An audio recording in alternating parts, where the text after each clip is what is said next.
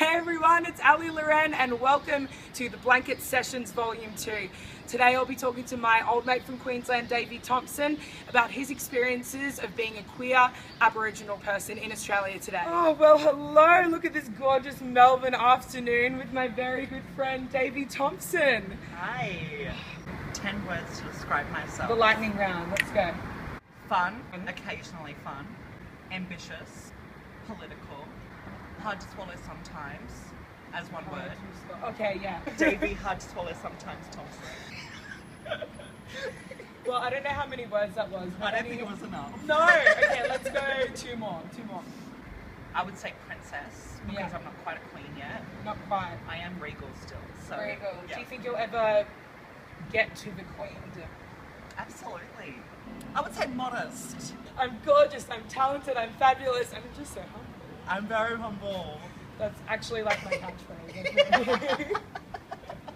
That phrase, what does that mean to you? Coming out sort of applies to revealing a part of you or your identity that you have to sort of reaffirm with other people. And For sort sure. of, change other people's preconceived notions of who or what you are. Yeah. When I came out as gay, it was very much a part of affirming who I was, very much in that point in time. I often have to come out as Aboriginal.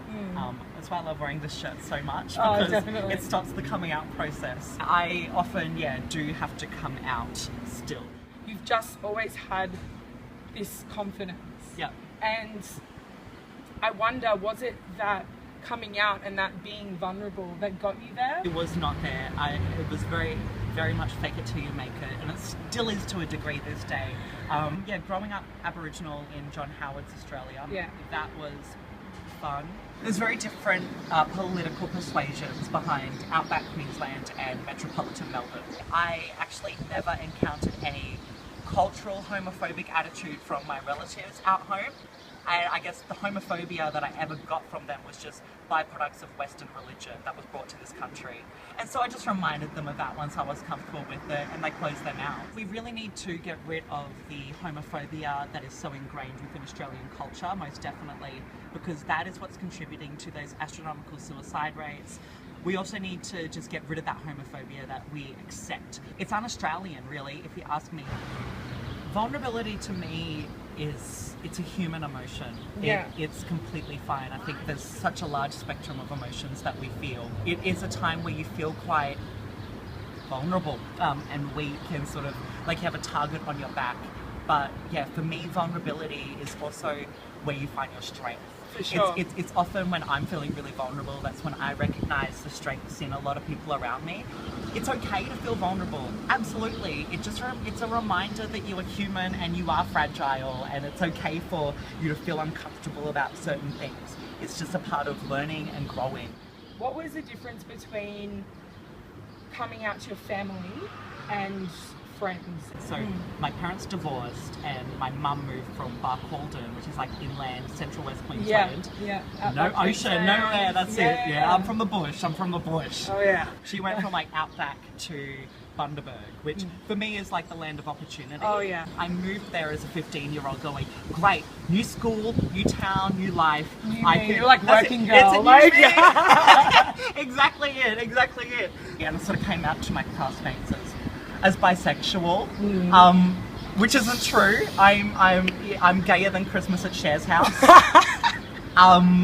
Actually though, think about that. That'll be a gay Christmas. I used that moment then as coming out to my classmates and everything to go, wait, no, I need to be honest with my family about who I am as well. Yeah. Because your family are who you carry to the deathbed. And I just went, look, it's never going to be the right time. It's never going to be the right time. So I just texted my mum and told her. And she went, okay, well, thank you for telling me. We'll talk about it when you get home. And it sort of unfolded from there. Apparently, my dad knew when he saw me dancing to Kylie Minogue at the age of 5 on Rage. So, good old Kylie, she does it for all of us. I said, look, this is me, and this is who I am. You can accept me 100%. You can leave all the jokes behind. You can leave, you can try not to change anything. You can just leave it all, accept me for who I am and let me live my life. Or I'll just disappear from your life forever and you'll never see me again. Wow. It was it. For me, it was an ultimatum. It was stamping my foot down and going, no, this is my time to be truthful to myself. Oh. I deserve that. So I decided to claim it for myself. Here in Melbourne, I don't just survive, I thrive. You know, down here, queer people are celebrated so much in a way that is just, it's astronomical compared to what my expectations ever were.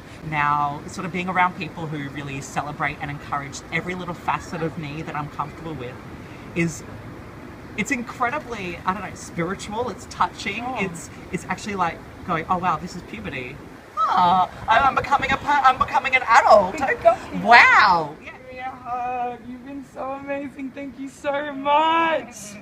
Thank you. Just wanna be together.